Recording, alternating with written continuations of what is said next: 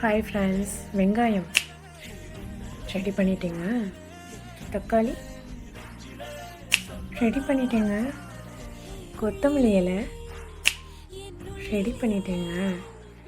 உருளைக்கிழங்கு ரெடி பண்ணிட்டேன். Stove on பண்ண போகிறேன்னா ஆன் ஆயிடுச்சே. ஓகே, வாங்க கடாயை வச்சுட்டு எண்ணெயை ஊற்றுங்க. எண்ணெயை ஊற்றிட்டு கடுகு கருவேப்பிலை போட்டு தாளிச்சிடுங்க. பட்டை மிளகாயும் போட்டு வெங்காயம் போட்டு நல்லா வதக்கிடுங்க. வதங்கின பிறகு வெங்காயம் நல்லா வதங்கின பிறகு தக்காளியை போட்டு நல்லா வதக்கிடுங்க. வதக்கிட்டு உருளைக்கிழங்க வேக வச்ச உருளைக்கிழங்க நல்லா போட்டு நல்லா கிண்டிட்டு அதுக்கப்புறம் தேவையான தண்ணி ஊற்றிடுங்க.